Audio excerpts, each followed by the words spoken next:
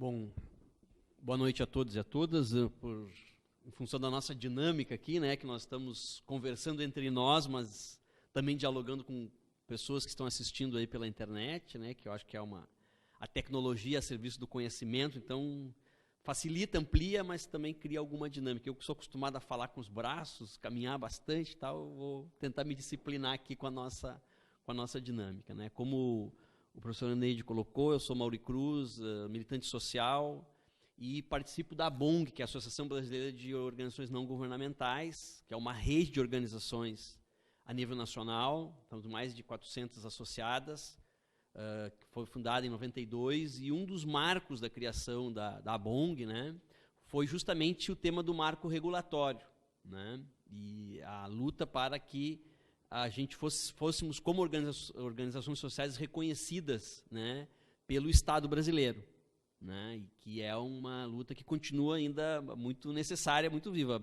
A entidade que eu participo, que inclusive o Oneide já falou, é o CAMP, é um centro de assessoria multiprofissional.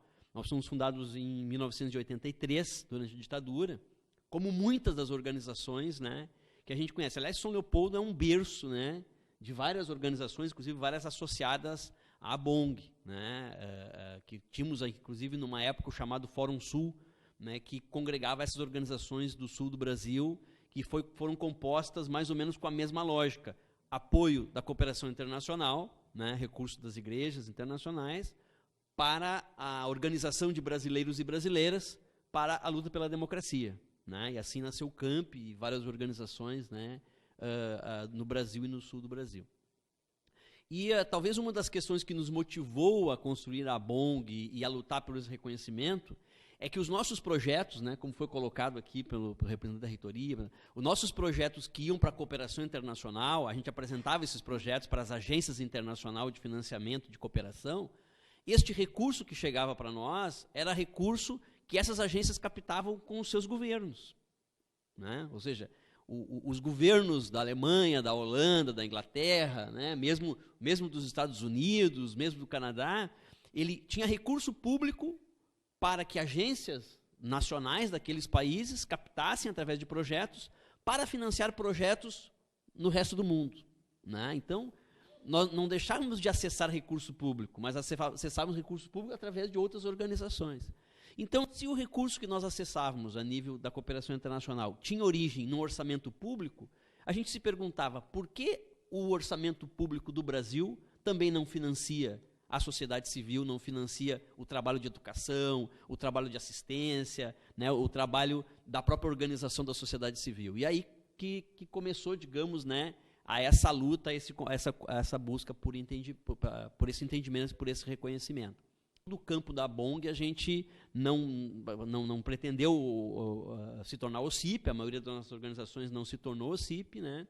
Justamente porque tinha a ideia de controle. Para nós, a autonomia da sociedade civil ela é uma base fundamental para a democracia, né? Então, qualquer hipótese do Estado controlar a sociedade civil, nós estamos corrompendo a democracia, né? Então, não passava e não passa na nossa ideia, né, a possibilidade de que, para acessar recurso público, nós vamos abrir mão da nossa autonomia. Não passa essa ideia. Então, por isso a nossa crítica aos CIPs. Eles são reconhecidos pelo Estado, né? Quando um grupo de moradores, né, que luta por algum direito é recebido pelo prefeito, depois o prefeito encaminha aquela demanda, aquele projeto, depois aquele grupo tira uma representação que acompanha aquela obra, é uma forma de organização, e aquele grupo não pretendeu virar uma pessoa jurídica, né?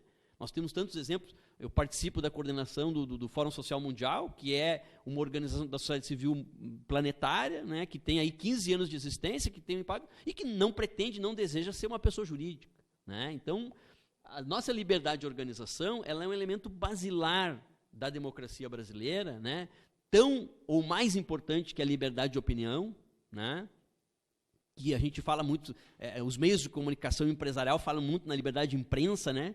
Mas, na verdade, a liberdade é de opinião, né? A liberdade é de opinião. A liberdade da imprensa é porque a imprensa veicula as opiniões, né?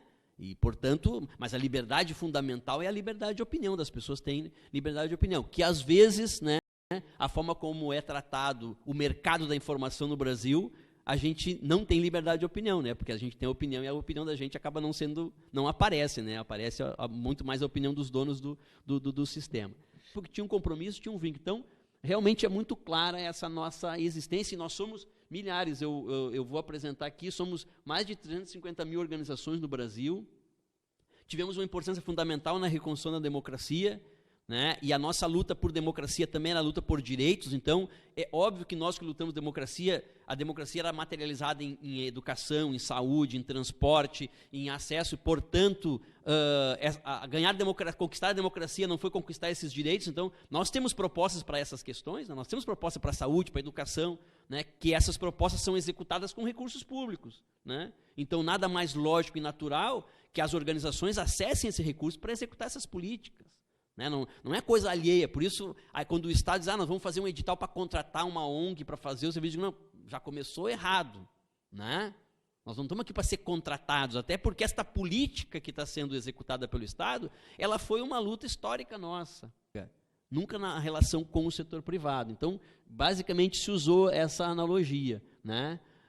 Também o artigo 116, estou falando da 866, né? Estabelecia que para que houvesse esse convênio, volto a dizer, ainda num vínculo público-público, né, a necessidade de ter requisitos, como o plano de trabalho e tal, que acabou sendo, como analogia, utilizada para criar esse vínculo, através dos convênios, né, com as organizações da sociedade civil. Só que como a 8666 criou essa figura basicamente no público-público, tinha algumas questões básicas que não está na lei, mas que era subentendido pelo ambiente da burocracia do Estado, né? Que é, por exemplo, não poderia ter vantagens. Uma interpretação onde 2 órgãos públicos fazem um convênio para um objetivo específico, nenhum pode ter uma vantagem em relação a isso. Ou seja, se sobrar dinheiro, o dinheiro tem que ser retornado para os entes, não pode ter vantagem, cada um bota. E isso foi trazido para nós, né? Então, nós que vivemos há anos aí com convênios, não existe hipótese alguma da gente executar um convênio e ter remuneração, taxa de risco, saldo, não existe essa possibilidade. Portanto, a gente trabalha de graça para o Estado, né? Trabalha de graça, porque não existe, a gente administra 10 milhões, 5 milhões, que não interessa. Não tem taxa de administração, a gente tem que se virar. De recursos, é o texto que está na lei, a lei não fala em controle das ONGs, né? Embora o discurso público e político é de controle, mas a lei, em momento algum, fala de controle, ela não poderia falar, porque seria inconstitucional, né? Mas o discurso é do controle, então, né? E o discurso legitima as ações, né? O discurso legitima os comportamentos, então, eu acho que a gente tem que, embora às vezes pareça um mantra, assim, mas a gente tem que sempre, né, garantir a nossa autonomia, né? Não deixar... Né? Quais são as principais mudanças, então? Eu acho essas aqui, são muitas mudanças, mas essas aqui, na minha opinião, são as mais importantes. Primeiro, que é uma lei de abrangência nacional. Uma das grandes questões nessa coisa das analogias que nós tínhamos, é que, por exemplo, no governo federal, cada ministério tinha uma interpretação, certo? Então, a gente fazia convênio com o Ministério da Cultura, as regras eram uma. Fazia convênio com o Ministério da Educação, as regras eram outras, né? Então, se eu fizesse o mesmo comportamento, as mesmas questões que eu tinha feito com a cultura, na educação, eu já não ia ter a mesma sorte, porque podia ser que lá a pessoa que fosse analisar e dizer, não é assim. Na questão das diárias, por exemplo, né, tinha alguns ministérios que deixavam ter diária, né, por exemplo, a gente tem um projeto com catadores de rua, né? Então, assim, para nós era fundamental o tema das diárias, né? Para as pessoas. Por quê? Porque se a pessoa deixa de trabalhar, ela deixa de ter o seu sustento do dia, né? Então a diária para nós é fundamental. Como é que eu vou fazer um curso de capacitação se eu estou tirando a pessoa do seu logos do trabalho? Né? Então eu tinha que ter a diária. Né? E não nos parecia justo a gente só dar a alimentação, porque a diária não o fruto do trabalho daquela pessoa não necessariamente era para comer. A pessoa podia fazer outra coisa com aquele dinheiro, né? Então a gente entendia que tinha que ser uma diária. Eu digo, olha, eu vou pagar o teu dia, né? Tu vai ficar num curso de formação, eu estou pagando o teu dia.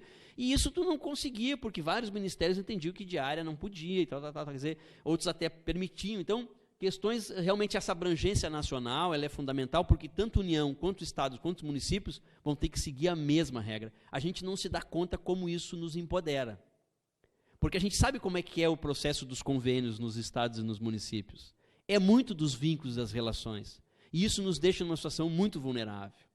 muito vulnerável, né? Então, isso vai, na minha opinião, moralizar bastante essa relação com os convênios, né? Inclusive, nos debates, eu não sei se eu vou ouvir isso aqui hoje, né? Mas nos debates acontece muito. Porque a minha organização há 50 anos presta serviço para a prefeitura, né? Agora, com essa nova lei, vocês vão obrigar que tenha licitação e participar de licitação. Eu digo assim, será que isso é um mérito? Uma organização há 50 anos prestar. Será que não surgiu nenhuma outra organização com capacidade igual? Sabe, se não, sei lá, é uma capitania hereditária, né? Eu não sei, eu acho que eu não me parece ser bom essa questão. E se é um campo, no nosso campo é um campo de militância de defesa de direitos, quanto mais organizações surgirem fazendo o que eu faço, muito melhor. Não existe a hipótese no nosso campo de concorrência. Porque se nós queremos que todas as pessoas acreditem nos direitos e defendam os direitos, obviamente que nós queremos que cada vez mais pessoas defendam aqueles direitos. Então, não existe a ideia de que só eu posso ser o detentor da defesa desses direitos. Não tem lógica, né? Tem lógica só eu ser o detentor deste mercado. Bom, mas daí já não é o que nós estamos discutindo. Desse ponto de vista, que bom que vai ter edital, que bom que vai ter chamada pública, né? Porque se tem uma coisa que eu acho que nós não concordamos é com reserva de mercado, né? Nós achamos que tem que... E é uma das questões, eu não sei se tem representante da PAI aqui, mas a gente é bastante transparente, sempre isso. É um dos debates porque a PAI quer sair, a PAI faz um lobby, está discutindo no Congresso, de que a PAI entende que ela não deve se enquadrar nesse quesito aqui, porque afinal as APAIs fazem isso há décadas e tal, né? Mas a gente sabe que existem outras redes de organizações que prestam o mesmo tipo de serviço da PAI, e naqueles municípios onde houver, é justo e necessário que tenha chamada pública, né? Então, eu acho que isso é uma questão importante. Então, primeiro, é a abrangência nacional. Segundo, é um instrumento jurídico próprio, então não existirá para nós mais convênios, né? Ou a gente vai fazer o termo de fomento ou o termo de colaboração. Os convênios continuarão existindo, a figura do convênio vai continuar existindo para relações entre público-público, certo? Uma política de esportes. O governo federal põe um edital, a prefeitura de São Leopoldo se credencia e faz um convênio. A prefeitura de São Leopoldo vai fazer um convênio com o governo federal para executar uma política de esportes, né? E a prefeitura de São Leopoldo vai fazer uma chamada pública e vai fazer um termo de fomento ou um termo de colaboração com alguma organização social. O convênio continua existindo, a lei não acabou com os convênios. É que, se vocês recordam, o convênio não era uma figura criada para repassar recurso para a sociedade civil. Ele é uma figura criada para justamente essa relação público-público, né? Então, vai continuar. Tem uma discussão, e eu acho que agora com a nova, que esperamos que a presidenta Dilma sancione aí as mudanças que foram feitas, essa adaptação e tal, que também cria a questão de projetos, de ações que não tenham recursos, que estava meio dúbio na lei, e quando não tem recurso é convênio, né? O pessoal começou, porque a lei não estava muito clara e ela está estabelecendo o que é termo de colaboração também, mesmo que tenha uma ação conjunta entre a sociedade civil e o Estado e que não tenha envolvimento de recurso.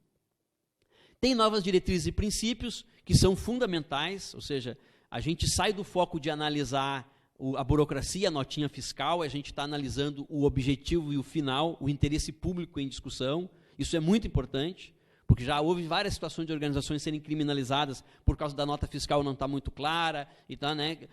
Situações, muitas vezes, eu inclusive hoje recebi um pedido de ajuda, um pedido de socorro praticamente, né? De uma pessoa que tem um trabalho maravilhoso com catadores em Porto Alegre, e que essa parte burocrática, assim, eu estou trabalhando na rua, eu deixo com o contador, e daí parece que não foi bem feita, a pessoa está sendo condenada a devolver o dinheiro, o que eu faço agora? Esse dinheiro não existe, porque o dinheiro é aplicado na atividade social, né? Mas isso é comum, né, das pessoas serem. Então, toda análise da prestação de contas na atividade fim, né? Isso parece bom, é bom, mas isso também vai trazer para nós muito mais responsabilidade, porque também é verdade que a gente às vezes tem organizações nossas, estou falando de nós, não estou falando de outros, né? Nossa, que a gente passa anos numa área atuando sobre um tema e a gente não muda a realidade daquela comunidade. Então, o foco no resultado parece bom, porque as pessoas não vão olhar a notinha fiscal, não vão olhar a burocracia, mas vai trazer uma exigência de qualificação sobre o resultado. Porque a gente sabe como é que funciona o aparelho do Estado, né? O aparelho do Estado tu manda fazer, ele faz. Ele estava treinado para olhar a nota fiscal, para ver se a ata estava vigente, né? Para ver, ele será treinado para ver o resultado. E ele vai fazer pesquisa, e ele vai investigar, e ele vai criar indicadores. E ele pode mandar devolver o dinheiro porque a gente disse que ia mudar a qualidade e alterar a realidade do povo e não alterou. Continua igual. Não teve, né? Qualquer um, podemos pegar a alfabetização, o mundo do trabalho, o empoderamento das mulheres. Porque, por exemplo, vamos combinar, a gente conhecendo como funciona o empoderamento das mulheres, que é um dos temas da nossa, né? Ele tem que ser concreto, ele tem que ser real, ele não é um discurso vazio. Ou as companheiras se empoderaram ou não se empoderaram. Nós vamos ter que ter forma de mensurar e de avaliar isso. Se a gente faz um trabalho de empoderamento das mulheres e as mulheres continuam desempoderadas, talvez a gente tenha que devolver o dinheiro, né? Né? Porque o fato de ser princípios e atividade fim não quer dizer que é de menos responsabilidade. Na minha opinião, é de muito maior responsabilidade. Porque fazer a notinha fiscal certa é muito fácil. É só ter cuidado e atenção. Né? Agora, conquistar os resultados que são ambiciosos, que nós pretendemos, não é tão simples assim. Nós vamos ter que, inclusive, ficar muito atentos de qual é o tipo de resultado, né, e de produto de resultado que nós vamos apresentar. Né? A atuação em rede, isso foi uma conquista fundamental para nós, porque na lógica do Estado, né, na lógica, né, nessa coisa dos valores, na hora que faz edital e chamada é para gerar concorrência, né, é para selecionar o melhor, portanto é para dizer quem é melhor do que quem é pior. Né? Então a ideia de que não, nós queremos fortalecer, nós não, em hipótese alguma, achamos que as chamadas públicas, esse processo de seleção é para gerar competição entre as organizações. Né? Então a ideia de fortalecer os editais, as chamadas públicas e todo o processo da lei, ele deve fortalecer a atuação em rede, valorizar a atuação em rede. Isso também tem algum sentido de preservar a nossa organicidade. Né? Qual é a preocupação que o pessoal tem? A gente trabalha aqui com criança e adolescente, o PROAME, né? Trabalha com criança e adolescente, não sei o quê. Aí a prefeitura bota um edital, me cai uma super ONG, né, de São Paulo, do Rio de Janeiro, não sei o quê, super equipada, não sei o quê, para atuar aqui no trabalho, e a gente que está aqui atuando a vida inteira vai ficar fora, vai vir uma pessoa estranha, um sujeito estranho, né, atuar no nosso... Pode trazer expertise, mas a ideia da atuação em rede, ela permite que nas chamadas públicas haja uma valoração de quem está atuando no processo em rede. E não daquelas organizações, daqueles comportamentos individuais que não estão somando-se para um processo de construção, de uma alteração. Né? Isso tem todo um sentido. Né? Nós, a sociedade civil, foi quem iniciou a campanha da Ficha Limpa, foi nós que fizemos a mobilização, foi nós que conquistamos. Né? Então, nós somos os maiores defensores da Ficha Limpa. Né? Essa conquista é nossa. Né? O tema da transparência das comissões, a análise de um ano da prestação de contas, que é fundamental, o tema da pesquisa, né? O fim da lacuna dos pagamentos de pessoal, que eu já falei, né? A definição clara do que é despesa administrativa, a possibilidade de pagamento de áreas, aqui coisas bem pontuais, né? A disponibilidade de remanejar o plano de trabalho em até 25% sem pedir autorização para o ente que está financiando. Isso parece tão simples, mas isso faz uma diferença absurda. Né?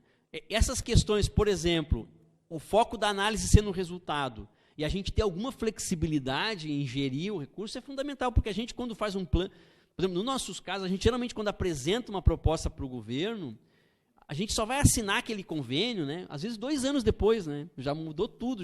Nós estamos com um ponto de cultura em Esteio, por exemplo, quando a gente apresentou a proposta, estava fazendo reassentamento, não sei o quê. Quando a gente conseguiu assinar e começou a executar, a realidade da comunidade era completamente outra. Os próprios objetivos, as metas, tudo, né? Era tudo completamente diferenciado. Então, a possibilidade de adaptar, e se fosse mudar o plano, ia voltar tudo para o princípio, toda a burocracia de novo. Né? Então, essa flexibilidade ela é muito importante. Né? A gente espera, por exemplo, que a gente vá brigar nos PPAs, para que haja destinação nos PPAs recursos para o fomento, né, das organizações sociais, que a gente vai brigar nas leis de orçamento municipal para que esteja explícito lá no orçamento qual é o valor, e depois que a gente vai brigar para que tenha os chamamentos públicos, para que tenha as seleções públicas, para que tenha recursos, ou seja, que a coisa, como a gente sempre diz, a nossa conquista é uma conquista em relação ao Estado brasileiro, e não ao governo de plantão. Né? Então, portanto, a gente espera que isso entre numa rotina e num encaminhamento. A gente tem no site da BONG todas essas informações, e aí meus contatos para qualquer dúvida, esclarecimento, e na nossa dinâmica fica à disposição para as perguntas de quem está aqui e para quem está assistindo pela internet, né, pode acompanhar.